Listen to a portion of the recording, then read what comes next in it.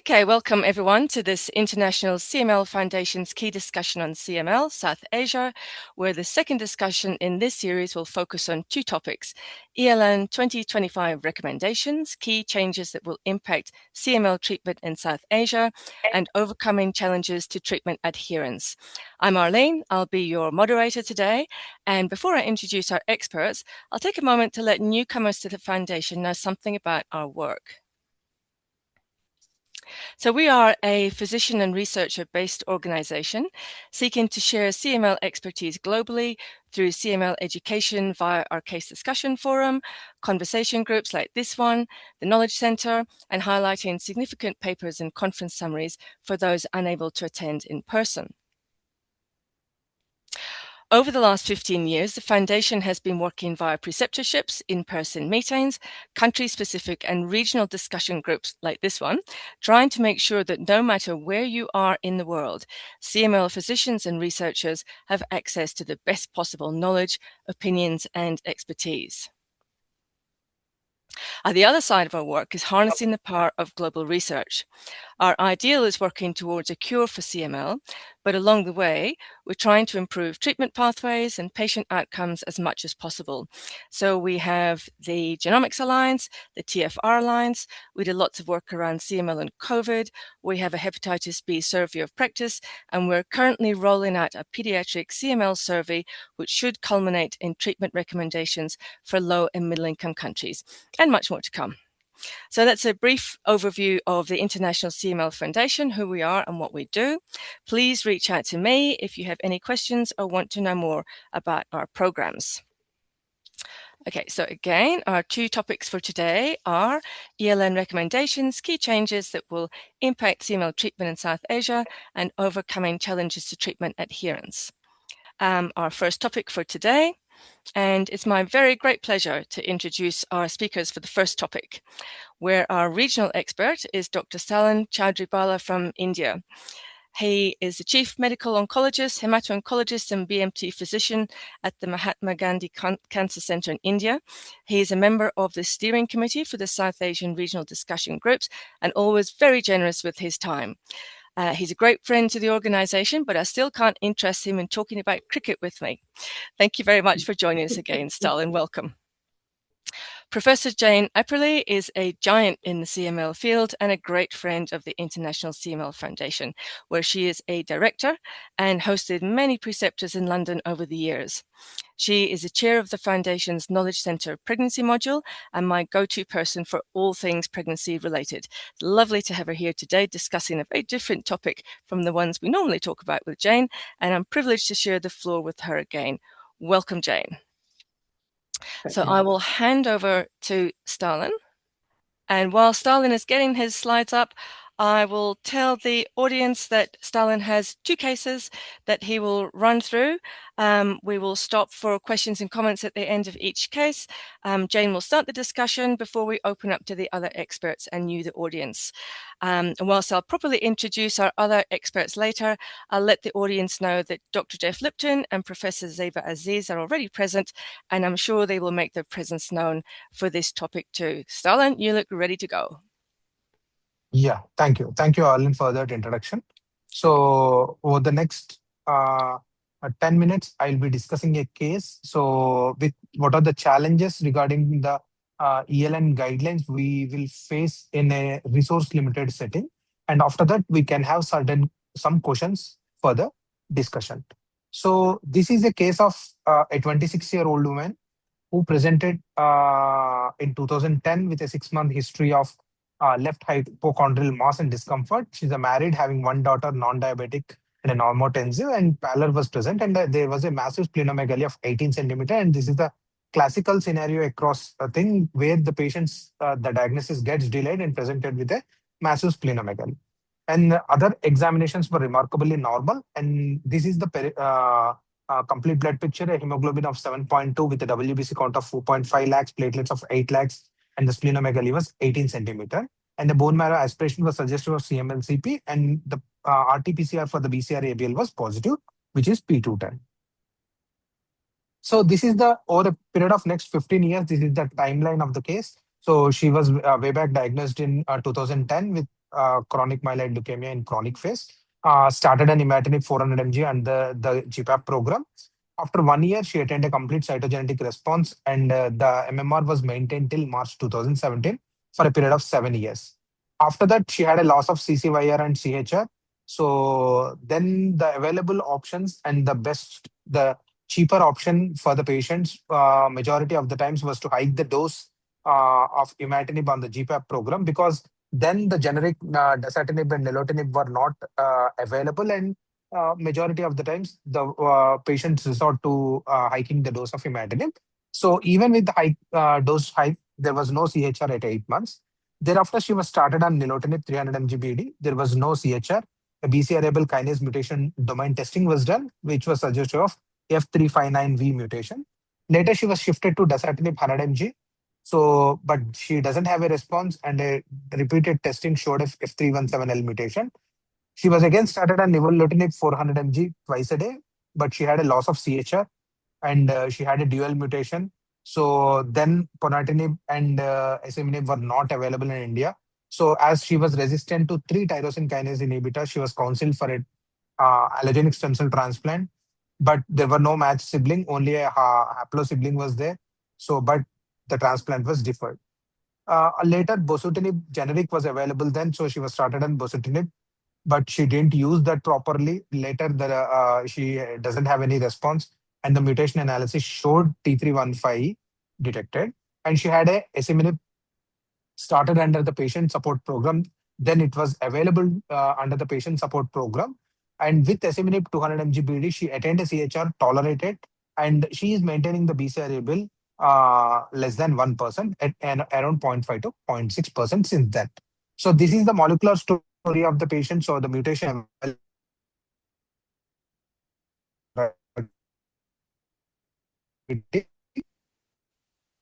so after that she had a resistance. So started on had an FC317L, started on nilotinib, started on she had a dual mutation TV315. Now started on asciminib, and I had a response to the asciminib.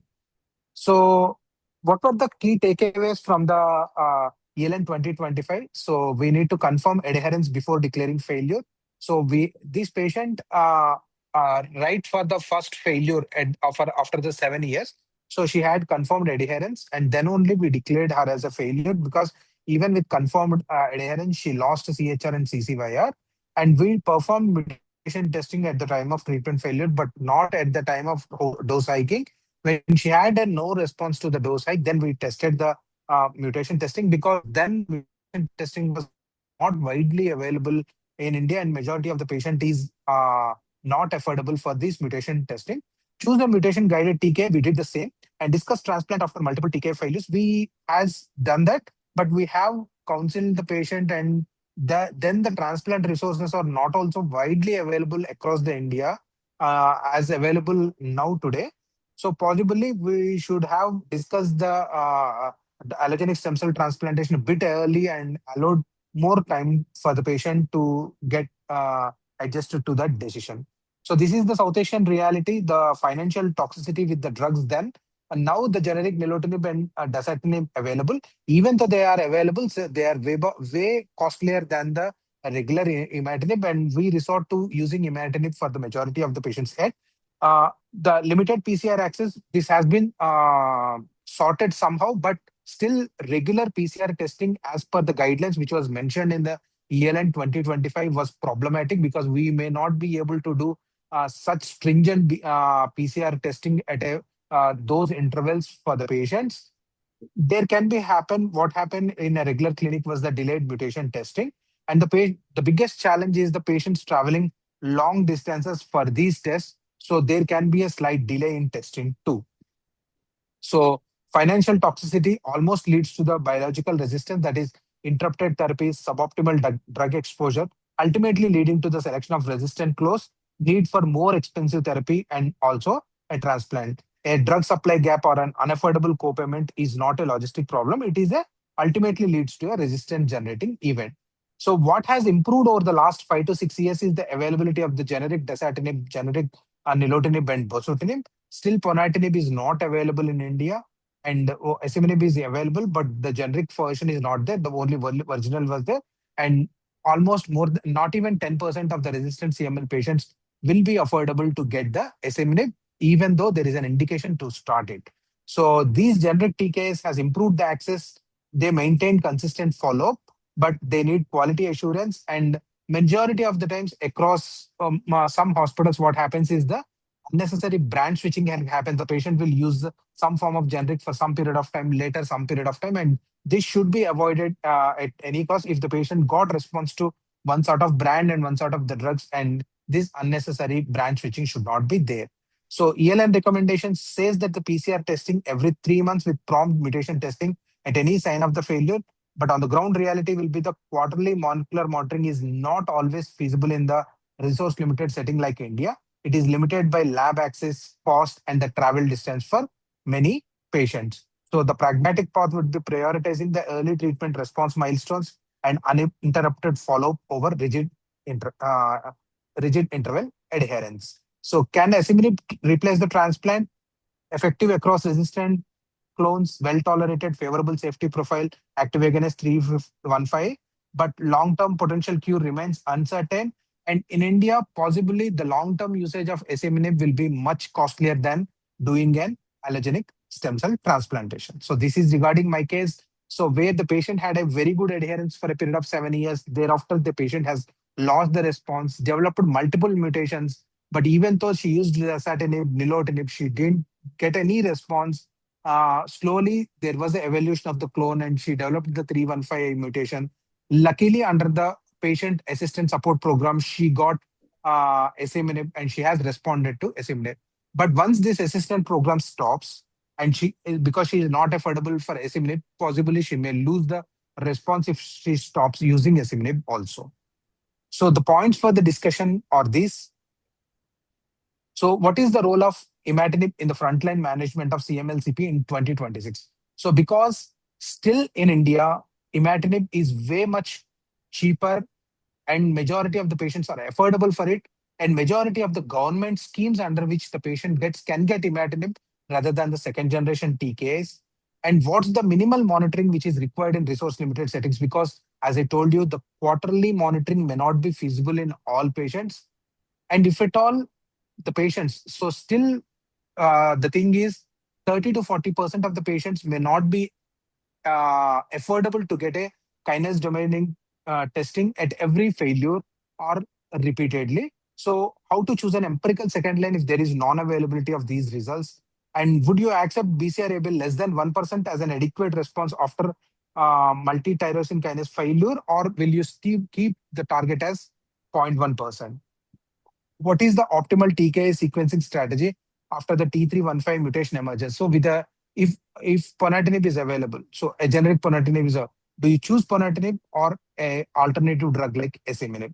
And in this patient, so asciminib has produced a very good response.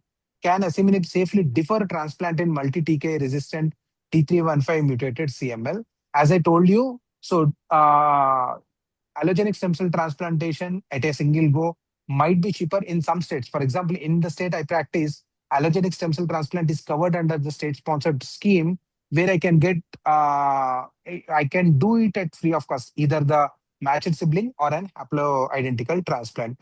And what is current role of allogenic stem cell transplant in chronic myeloid leukemia and chronic phase in 2026, and when do you consider it? So these are the points for the discussion.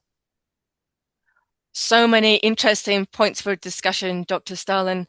Professor Jain, would you like to open the betting? That's a good opening statement, Darlene. I guess after the last week, probably Stalin doesn't want to discuss cricket with me either. It's unusual for England to win occasionally, but this week they managed to pull something off against India. I think it's a very challenging case, and I fully appreciate the difficulties you have in getting regular testing, getting mutation testing, and getting access to drugs. So, in the end, everything becomes a sort of combination of common sense and feasibility. With the benefit of hindsight, of course, I guess this patient, when she first presented, had a very high white count and a very large spleen, so probably would have been high ELTS. And so, had they been available, she probably would have been a candidate to start a second generation drug up front, and also to have identified herself as somebody that ought to be monitored, if possible, a bit more rigorously than somebody with low ELTS who's actually doing very well on their drugs. But it's easy to say with hindsight. It's also quite unusual for any individual who really achieves major molecular remission to suddenly relapse 7 years later. So I guess one question, which probably we'll address a bit later on as well, is whether she had actually, for financial or other reasons, actually discontinued or not taken her drug as regularly as possible. Then we move on to the situation where you have to arbitrarily choose a drug, which obviously is not ideal. I find the sequence of her mutations a little bit difficult to understand. Did you get them each once? When I say once, I mean the F359 disappeared, and then you got the F317, or were they there together? The T315I now, is that in a clone that has the other two? And it's obviously important for the choice of drugs. If they are compound mutations, the outcome is not very good. The chance of asciminib, I think, and even ponatinib really working effectively in the presence of compound mutations is low. There are, and by that time, you then have to think about other drugs that might be available to use, particularly that are effective against T315I. And I mention this because occasionally Ascentage will let you have olverembatinib on a named patient basis, and that might be something that you have in the back room for her. Now, you put up a lot of questions. There is undoubtedly still a role for imatinib in 2026. Patients who present with low ELTS, particularly those who have a number of comorbidities, should probably be started on imatinib 400 and monitor as best you can. You asked about monitoring in resource poor countries. I'm very reluctant to recommend that you do it less frequently, because I don't think that's fair to you or the patient. I think you just have to fight for improved monitoring in your country. If you think about the cost of monitoring versus the cost of the drug, it makes no sense to have a patient on a costly drug for 3 months, even if it's covered by the hospital or the insurance or whatever. It's costing somebody something. And if it's the wrong drug at that point, it makes no sense. So I think really one has to aim to do mutation testing as you are thinking about changing the drug. So try and stick to 3 months. It will slip a little bit for all the reasons you say, but try and explain to the insurers, the Department of Health, whatever it is, that they waste a lot of money using a drug that's going to be ineffective for the sake of a $50 or $100 mutation test. The cost of these things is coming down all the time. I know probably that there aren't so many centers that can actually provide the testing, but that would make reasonable sense to me. If you have to choose an empirical drug, then actually it doesn't really matter what you choose. Nilotinib, bosutinib, and dasatinib have about a 50% chance of restoring response in a patient resistant to imatinib. Obviously, the knowledge about the mutations helps you choose the drug. But if you haven't got mutation testing, then you choose the drug based on the comorbidities of the patient. We'd have in the 2020 and the 2025 recommendations said that you should be aiming for response to the second-line drug in exactly the same way as the first-line drug. So if they're not responding at 3 months, and obviously your ability to monitor the response will depend on where they start. So if they have hematological relapse, you can just follow the blood count. If they are in complete hematological remission, but you don't know whether they're in complete cytogenetic or major molecular, then I don't know what the availability, for instance, is FISH or cytogenetics, probably just as bad as molecular monitoring. But you should be aiming for a response in the first 3 months. And if it's not there, there's even more need to do a mutation test and switch the patient to an alternative, probably in this case, an alternative second generation drug, because you don't have ready access to the third generation drug. You've now got a patient who has been resistant to 3 drugs. Ponatinib is not available to you, and you look like you've got a bit of a response on asciminib.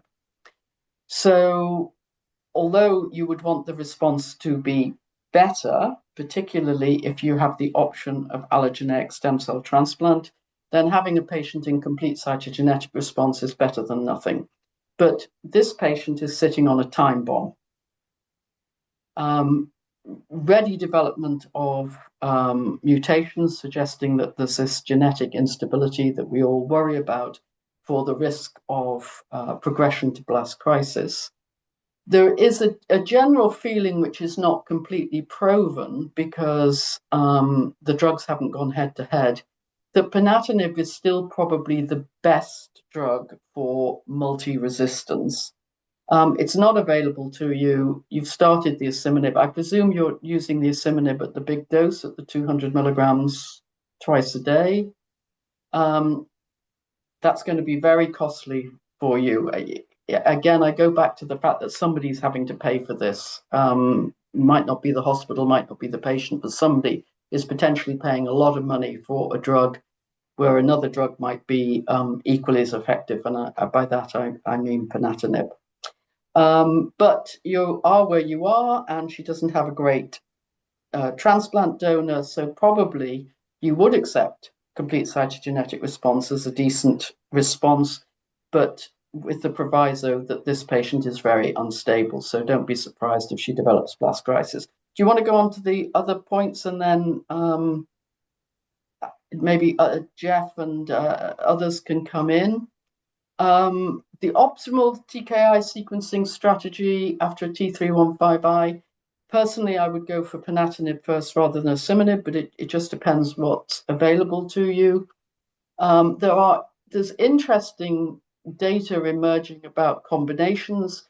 Combinations of 2 TKIs is probably not available to you, but you perhaps, if money was no object, you'd try asciminib and ponatinib. But there's data about using ponatinib with hydroxycarbonide. Occasionally people have published case reports where once you get the T315I, you use a TKI inhibitor plus interferon or hydroxycarbonide. I have a feeling that's not going to be incredibly successful in this case, but it's something to think about. Can asciminib safely defer transplant? I'll go back to my ticking time bomb phrase. I suspect not, but I'm happy to be proven wrong.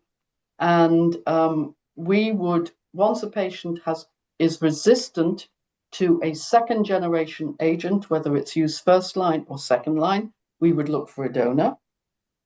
We would try a third or fourth generation drug, and if it failed, we would move to the transplant then. So whistle stop through your 7 points.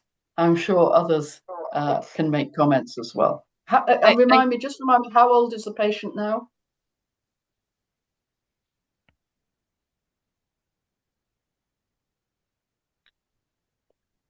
Stalin, how old is your patient? 40-year-old now. Okay. So still a candidate for transplant. Yes. Very so beyond this discussion, so the 2 points I want to ask you is, So if every resource is available, so are you routinely doing the next generation sequence at diagnosis? Because there has been data coming up for the demonstration of ACXL1 mutations at diagnosis. Those confer the poor prognosis. And if at all you demonstrate those mutations, would you change any frontline TKA option? Well, it's a very interesting question. And if you've read the 2025 recommendations, which I'm sure you all have, you will know that we sat on the fence a little bit. The reason we sat on the fence is because actually, at the moment, there's nothing you can do about it. Ponatinib and asciminib are no better.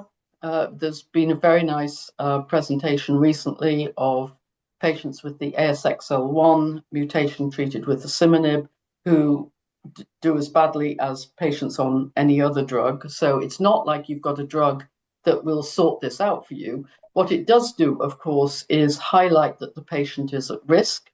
And you, of course, if you had resources, you might want to monitor them more frequently and you might want to do the mutation analysis as it's indicated. But I guess at the moment, what we have to offer these patients is if they do badly on the TKIs, that you would offer them a transplant. Having said that, lots of patients with an ASXL1 mutation do very well. So at the moment, the whole problem is that it's completely unpredictable, and you don't have a drug to choose that's going to identify the patient likely to do badly and put them back into a position when they're going to do well. You had another question, I think. In advance of that, Jane, that was incredibly articulate and comprehensive. Jeff, what would you like to add? It's very difficult to add anything. Jane and I think are really on the same side of the table on a lot of these things. I think Ponatinib was probably more effective than Asciminib. I believe this patient is a time bomb. I think one thing people fail to realize, don't get hyped up about the better response beyond imatinib.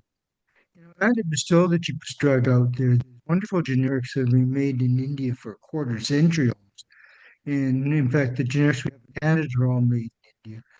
There's data from MD Anderson published almost 10 years ago that showed that on imatinib, there's no difference in survival basically 10 years between someone who gets, well, then it was a 2-log versus a 5-log response. So it's a dark drug. The other thing to remember is I know it's heretical to say a lot of troubles, especially in resource and area restricted countries, about monitoring. A couple of things. Number one, Jerry Radich in Seattle has shown that just put a blood sample on a piece of paper and mailing it enough to send things. So patients don't have to go to centers with. You could mail it to a center, so that's an option. But I think the other thing is, I think Jane probably realized when we get no alternatives to imatinib, if you put people on imatinib, make sure they had a supply of drugs that was guaranteed, and never saw them again. Never saw them again. So they weren't monitored anything. 8 to 9 of those people would probably be alive out there at 10 years. They may have to deal with side effects. You may have to convince them to deal with some of they dealt with side effects before they had alternative drugs. And I think bringing alternative drugs has made it a lot easier for people to say, I have a side effect, I want to switch.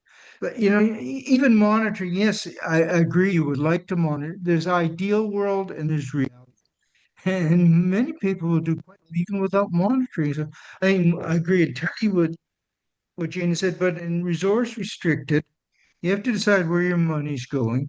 I don't know what the price will come in when it's coming in India, but at 200 milligrams twice a day in the United States, it's $1.2 million a year right now, I think. Come on. We can't afford that in Canada. I think Britain can now that they're on their own out there. But this is the issue. But a mandate in the United States is $50 a month and quite effective. You Thank you, costs Jeff. are going up. In the interest of time, we need to move on. But Zeba, do you quickly have anything to add before Stalin moves on? I just needed to ask something which is a very provocative question, and I'm not sure Jane or anyone else will appreciate it. Jeff, can I give an idea? In developing countries where have very little money, both from the government side and the patient side, I just feel we should start as first line on imatinib. At 3 months, review the PCR. And if the response is good, we continue with that. And if not, we monitor at 9 months and then switch to the second generation. Now, the reason why I'm saying that is we save a lot of money in that case. And basically, when the government is supporting all that, we also, in the meantime, have to look at this, whether this patient is eligible for TFR or not. If not, is there any harm in continuing this patient with a BCR-able response of less than 1% or less than 0.01% and continue for another X number of years? This is my question, and I'm asking both the experts for it. Opinion about this. Quick Jeff, do you comments want and to then go we'll move first? on. Jane, you're right. You don't, as I said, the survival at 10 years is just as good with a 2 log or a 1% response as it is with a 5 log response. And it's shown that I see nothing wrong with that. We don't do monitoring every 3 months once they're stable. It's every 6 months. But I said, even if you don't monitor, most people will do okay. We have a socialist medicine system in Canada where all the drugs fail. But we have some provinces who will not give anything but generic imatinib for frontline treatment. We are cost aware what's going on. And to say, well, something's better, how is it better? The responses were a little quicker, maybe, with a second generation drug. Survival wasn't any different with those drugs. It's definitely so. I think what you're recommending is great, specifically if you can't get mutation monitoring done regularly. That's what I I'm have asking a you. Would it be slightly, reasonable? Sorry. can I just say I have a slightly different opinion from Jeff? Yeah. I agree that most people do great on imatinib, and I struggle with the MD Anderson and Hellman insistence that being over 10% at 1 year or 2 years is okay, because I don't think it is. But what I would say is that the risk of progressing to blast crisis is highest in the first and second year. So I would encourage decent monitoring early on, because if you can really confirm that your patient is meeting the milestones in the first year, the chance of them progressing is incredibly low. And so then you can be very relaxed about the monitoring. But the first year is the most dangerous time for the patient.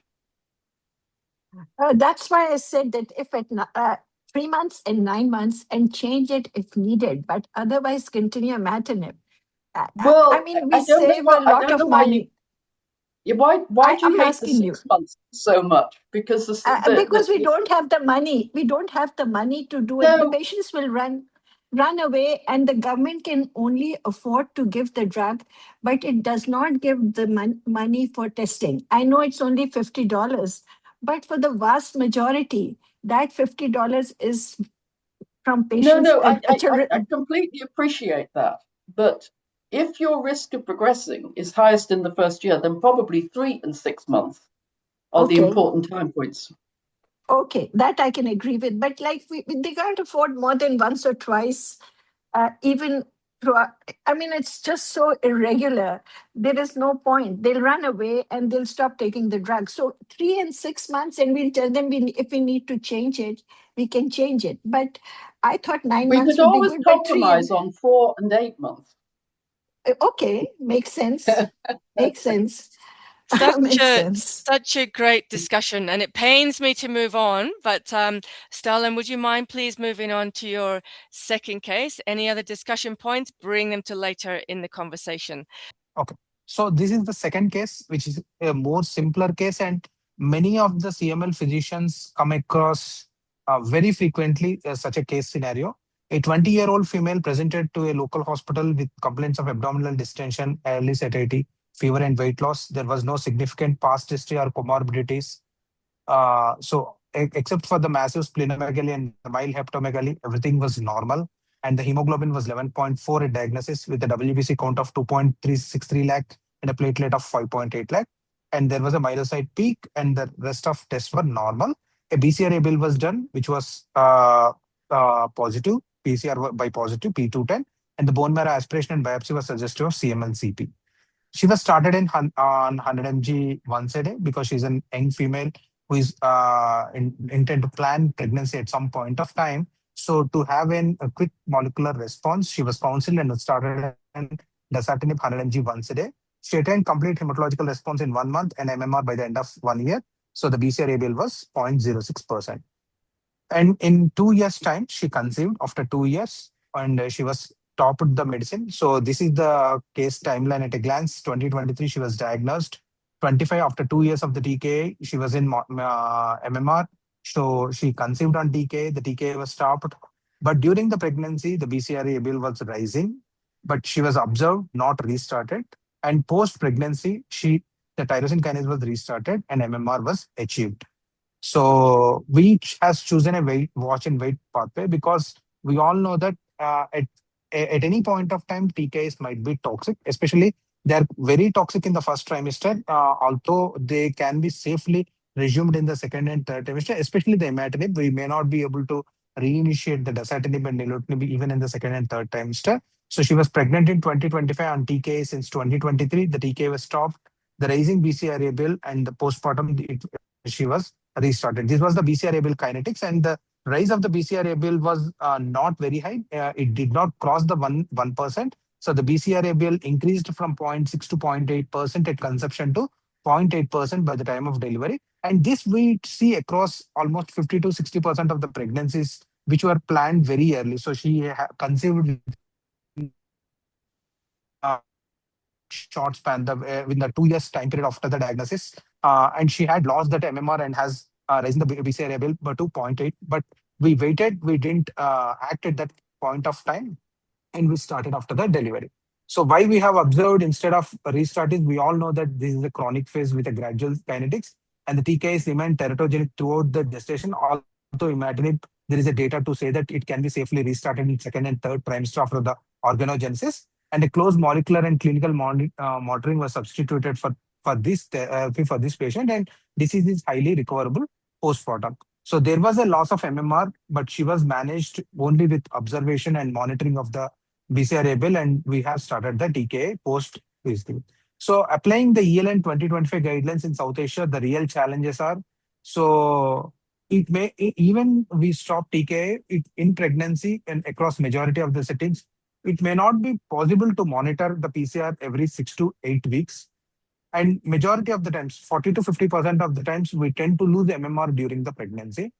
So interferons as the pregnancy safe fallback. So ELN suggests interferon alpha for count control when needed in pregnancy, but pegylated interferon is not always stocked or affordable locally. And majority of the times, few obstetric teams are familiar with only the few obstetric teams are familiar with its use. So ELN's cost analysis show wide TKI price variation. Patients on assistance programs must coordinate pausing and resuming the supply, a step towards operationalizing use.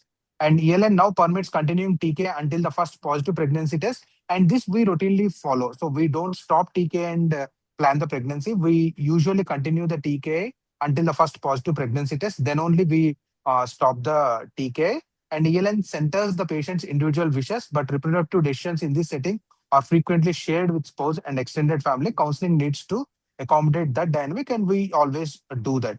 So majority of the times across the CML physicians who are practicing in this country, so these are the common doubts they have regarding the pregnancy and CML.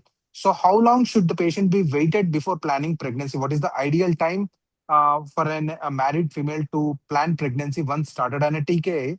And what is the usual BCR-ABL threshold you keep to restart the TKI? Because majority of the times BCR-ABL may not rise very rapidly or to a very high level. It will be in the borderline range of around 0.5 to 2%. So what is the usual BCR-ABL threshold where you restart the TKI, and how the frequency need to be there in pregnancy, especially in the resource limited settings, because the patient can't travel every month to get the test, especially during the last trimester of the pregnancy. Is this case managed appropriately, or anything would have been done differently in this case? Jane, would you like to open again, please? Yeah, delighted. So the first thing to say, I guess, is that this patient was probably a bit lucky to stop after only 2 years of treatment and get away with it. But we have, together with other colleagues in the UK, in New York, in Italy, and in Russia, recently collected the outcome of over 100 women with the first pregnancy in established CML, not to document that they can deliver a healthy baby, because I think we all know this, but to look at the kinetics of the molecular response. Now, patients who are in MMR at the time of stopping are a heterogeneous group. Some of them are patients who are destined, if they just continue the drug, to get much deeper responses and eventually perhaps be a candidate for TFR. But others will be patients who will get stuck in MMR. So it's very difficult to make a common statement for all the patients. So it will depend on how long they've been on the TKI and whether you feel they really are stuck in MMR, or whether there's somebody who's only been there for 6 or 12 months and might eventually become a much better responder.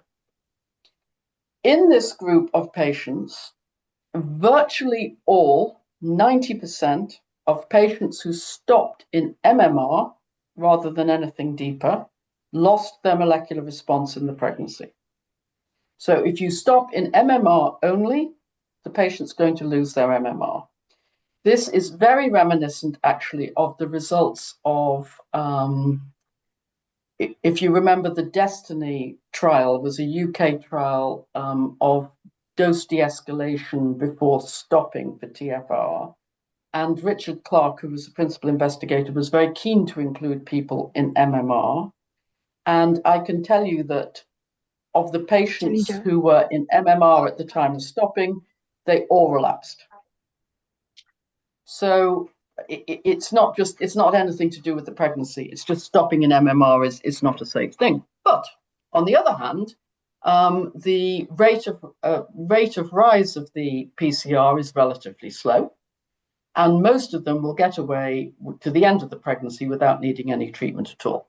So in a quick answer to the practicalities of this in a resource-poor country, I would simply do a PCR at 3 or 4 months after they've stopped it for the pregnancy, and that will give you an indication of the rate of the rise. And if they're still bumbling along in MMR or just heading towards CCYR, I wouldn't worry too much. If it's shot up, then you might need to monitor a bit more frequently and think about reintroducing treatment. But most of the women, in fact, all the women, I think, who stopped in MMR, unless their physician intervened by starting interferon, most of them did not require treatment during the pregnancy.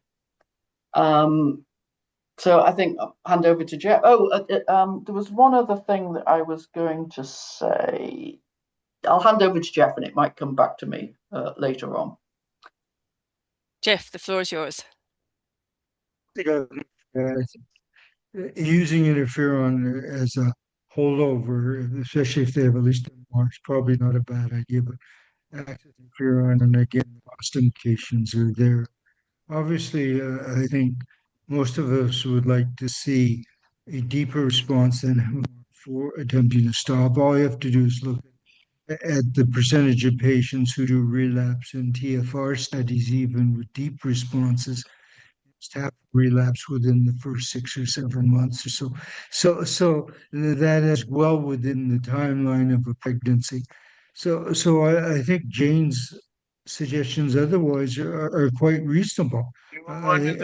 Again, you have to be able to monitor if you're going to do this, and if you can't monitor when they do this, then that really puts the patient at risk. I've remembered what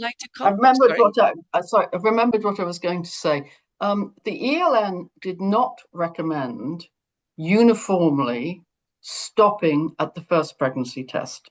There was a proviso that the patient had to have a regular menstrual cycle and be able to access regular pregnancy tests. It's not a clever thing to do in a patient whose cycle is very irregular and who isn't prepared to do tests. I'm on a webinar, so I can't hear you. Can I say something? Yes, of course, Siva. Again, Jane and Jeff and Bala, I have had several patients who are young and they're in their early 30s and late 20s. And they have pressures from their husbands and in-laws that they have to get pregnant no matter what, otherwise they're out. Now, these women have said that you want to discontinue, you discontinue it. But we want to have kids because we have to survive. And my question is that there were some patients who lost their molecular response, as discussed, but they elected to continue their pregnancy and to continue without treatment. And how long after the loss of MMR, if it's can we restart it? And some of them have restarted and they're doing fine. They have accepted that they will not have a TFR and they may go on to have a lifelong TKI throughout, but they will live in their homes with their husbands and the society. Now, this is not something which, it's something very pragmatic that we are discussing. And I would like to know your answer to this. This is several patients' wishes, which they have said that we want to live, but we can forgo the TFR. We will just continue with this. You have told me that your survival is as good as any other, or maybe slightly less. But at least I have a child or second child, and I can live with my husband and in-laws instead of being thrown out on the doors.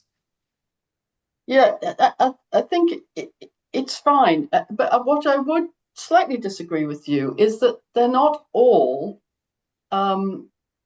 necessarily not going to have a TFR. That's what I meant about this group in MMR, a heterogeneous group. Some of them will go on to have very deep responses. So just because you stopped in MMR and you lost it during your pregnancy, probably you stopped a bit too early. Necessarily stopped too early because you were pregnant, but it doesn't mean that you have your couple of kids and then you go back on your TKI for 2 or 3 years later afterwards that you won't be a candidate for TFR. Yeah, but they want to continue it later. Adding to that, just adding, if we take a look at all patients who start on treatment for CML and go on to get a successful TFR, it's only roughly a third of them. A whole bunch don't make it to the right criteria, we say, for stopping, and roughly 50% will lose their response. Whether it's better with newer drugs or not, we do not know yet. But I think TFR is not going to be the end result for the majority of patients. Remember that. So the whole question of not TFR, well, maybe not. I'm not getting into the cultural aspects because I think yours is not the only population where the pressures to have a child are significant on women on drug are there. But I think the end point for everybody will not be TFR. We should remember that. So many layers of complexity. Stalin, would you like to have the closing statements on your case? Yes. So regarding this case, actually, what I have to tell is, majority of the times this is the scenario we face, and we usually counsel at the time of diagnosis that a deep molecular remission is needed before planning pregnancy, but we end up in dealing the cases which has planned pregnancy or which was conceived in the MMR itself. So we have a data which was presented in the last ASH from Nizam's Institute of around 70 pregnancies. So all were successful pregnancies, and majority of the times, only 4 to 5 cases were restarted on the tyrosine kinase inhibitor during their pregnancy. So majority of the pregnancies were successful, and we have managed the cases in such a way. But we know that, so it is always better to plan the pregnancy in DMR, because that provides the best chance of continuing the pregnancy in a more safer way. Thank you very much, Stalin. Very, very interesting discussion points there. I might ask you, unless anyone has any pressing statements or comments that they'd like to make. If not, we might move on. Thank you so much, Thank Stalin. you. Thank you. Thank you. Great cases.